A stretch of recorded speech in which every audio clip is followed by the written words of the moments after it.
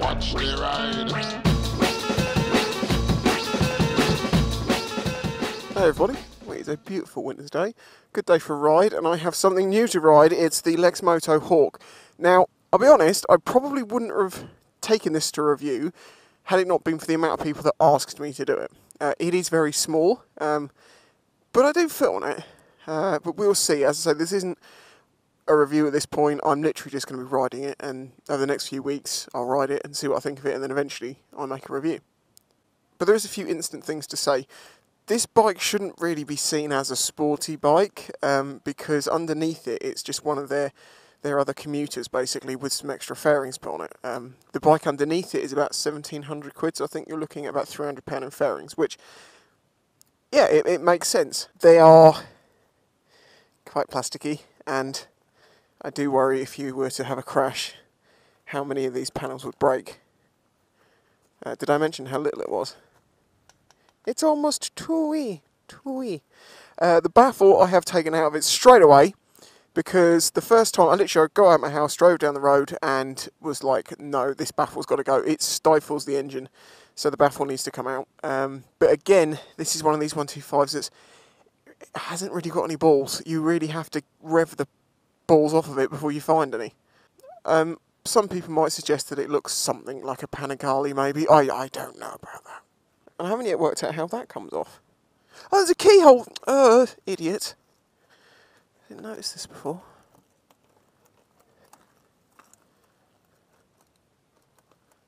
Nope. Oh, something to do with this one. Oh, that's not good.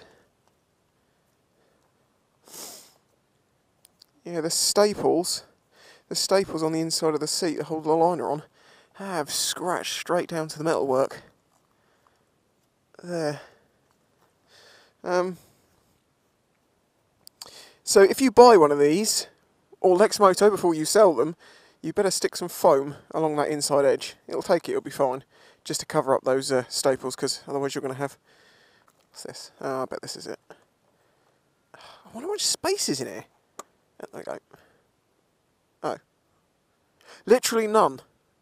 Does that mean there's a cowl that you can get for it? Because frankly, no one's going to ever take a pillion on this. So I'd want that.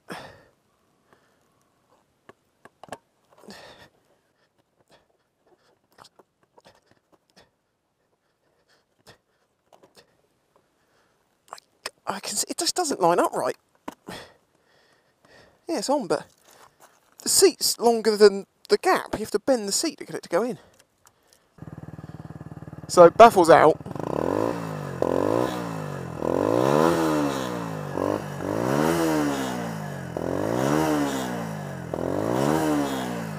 It vibrates.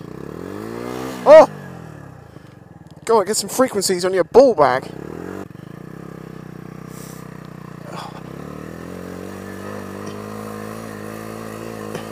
I'm jockeying it because the suspension's quite tough.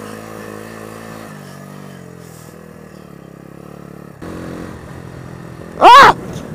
Whoa!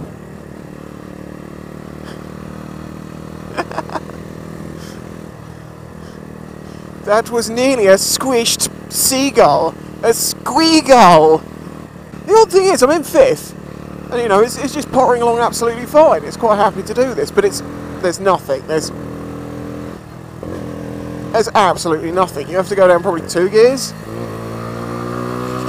and let it build. Anyway, as I say, this is not a review. This literally is the first time riding it, so I'm sort of discovering these things myself. I do have something to talk about. You may have heard of the UK Cat Killer, the Croydon Cat Killer, the Cat Ripper, the Croydon Cat Ripper, the M25 Cat Killer. Basically, there is a guy who's been doing this for years now, going around and killing and mutilating people's cats. Beheading them, taking tails off, chopping their feet out. He lays them out in very specific ways so people find them. He appears to be some sort of psychotic person who has some issues and, you know, is seeming to be dealing with those by slaughtering cats all over the country. Now, there's people trying to do private investigations and God knows what to try and catch this guy. The police generally aren't that interested in, you know, these things like, oh, my cat's been killed and butchered. Apparently the police quite often are like, yeah, well, we don't really deal with cats. But the worrying thing about it, obviously, is that people who kill lots and lots of animals and get away with it for a long time start pushing their luck. And before you know it, they're serial killers killing people.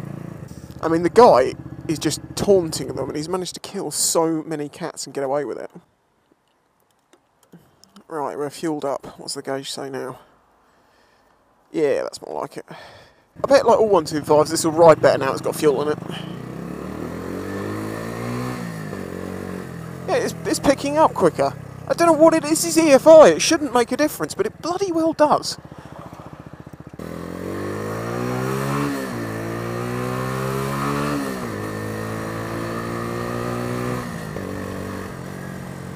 So why was I saying about the Croydon Cat Killer? Well, on the island, last week or a few days ago, a cat was found that was beheaded, and some other things have been done to it, I think. And basically, the people who investigate this guy have taken it, and it's been post-mortemed, and the injuries, and I presume there's things which they can just pick out that show that it's him, stuff they may not have mentioned. And they are certain that that guy has been on the island and has been killing cats, or at least has killed a cat. That's obviously pretty concerning for me, as I am an owner of cats, and the odds of him getting anywhere near it, because none of our cats will let people get near them. But what apparently he does, he coats them in with chicken and cat toys and things, and then his normal method of killing them is hitting them with something, like a blunt instrument, and then, yeah, as I say, chops their heads off, cuts the tails off, paws and all sorts, guts them.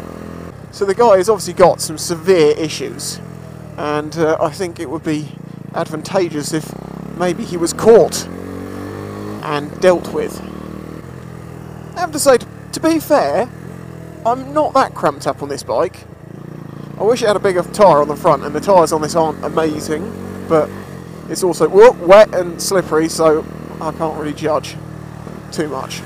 There's an organisation called Snarl, I think it is, who are leading the investigation. Sort of, whenever there's an incident, they go out and look into it, take the cats' bodies away, post-mortem them, or they keep them together in storage for evidence. So given that this guy has been all over the country, and given that this guy has killed 400 cats, I'm willing to bet one of you knows someone who's had one of their cats killed and confirmed as being most likely one of his.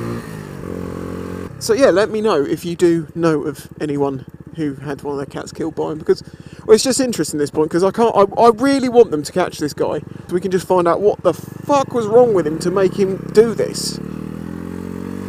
You know, there may not be an explanation. He might just get a kick out of, you know, really upsetting people. Which, I mean, I don't know, I'm no psychologist, but I guess that probably stems from some sort of severe insecurities about themselves, and I don't know.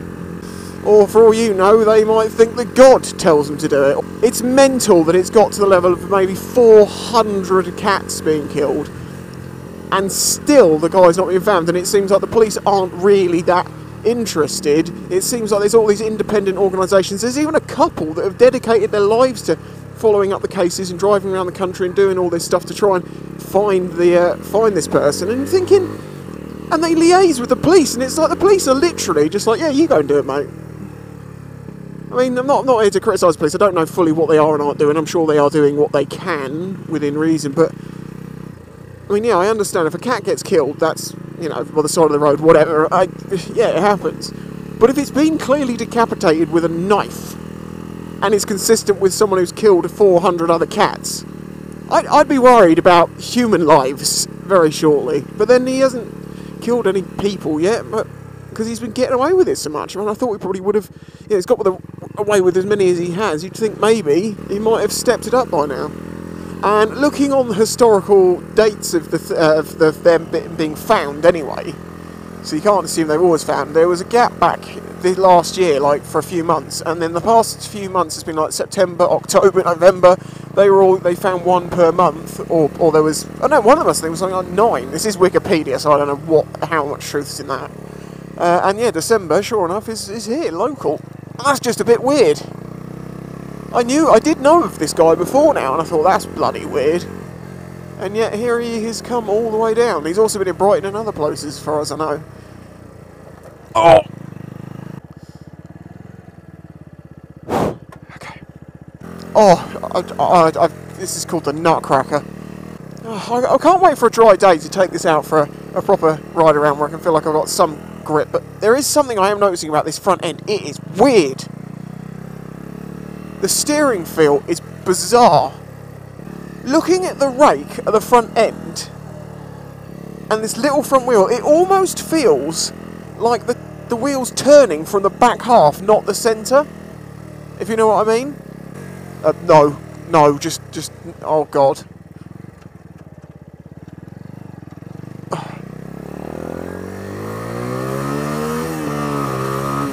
Oh, there's a bump, that's it! Oh, it wasn't too bad. Brakes. Oh, that was emergency stop test, maybe. You may have read in the history of this bike that they had some issues with the brakes. Basically, a small fault was found in one set of brakes or something, and to be safe, they went through and changed all of the brake systems on all of the Hawks, and they even recalled them and sorted them all out. So now the braking system on these is actually far better than it would have been. It is linked, and I can't remember the bias on it as exactly which does what, when, where, but it's, yeah, they've overhauled the braking system. So if you ever heard any issues with the brakes of this, they are now resolved. It's a caution. Obey the traffic regulations. Always wear a helmet. Never ride after drinking wine. It specifically says wine. So is it okay to ride it after a couple of vodkas? A few beers, maybe? I'm just taking a picture of that to post. That is outstanding. Do you not ride after drinking wine? What a nice day it is. There's no wind. It's not even cold. It's actually quite warm in the sunshine. It's nice. What angle is it? Yeah, it is quite raked out. So it does have this feel of almost like a chopper, you know, where it sort of pivots on the back. It's weird. You know, other bikes you'd expect it to be far more in, but that's just a bit odd. Now, I know I have found quite a few issues with this so far, but you do have to keep in mind that this is basically a 1,700 quid bike with a load of plastics on top of it that puts it up to £2,000. Full throttle, drop the clutch, will it loop? Very much doubt it.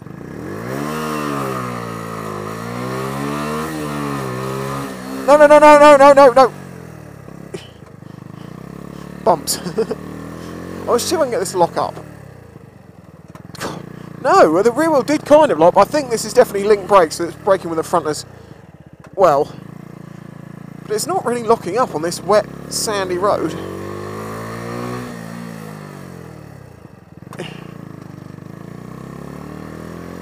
I'm going to try and get the front to lock up, see if I can. No. Can we get some air? No, we can't. I can't get it to lock up. I pressed it so hard my foot slipped off it. Oh, it's got no rubber on it. Why is there no rubber on the rear brake, guys? The windshield is almost between my visor and my face. Ah, body! Oh dear. So yes, I have the Hawk, because you requested it. And I will be giving my honest review on it. As I say, I have listed quite a few little bits and pieces here and there, but we'll see. We'll see how it pans out. Though I will say that it won't run in neutral with a side stand down. You have to have the side stand up, so I would disconnect the side stand's kill switch, because otherwise you won't be able to warm your bike up on winter mornings. That's being sat on it outside in the cold. Power up! I do abuse these things, this is fair to say. Come on, my dear. I'll let you out, why not? Gives me a chance to say thank you very much for watching. You will see more of this in the future. Let us know if you what you know about that cat dude. Freak. And I'll catch you all next time. Bye-bye.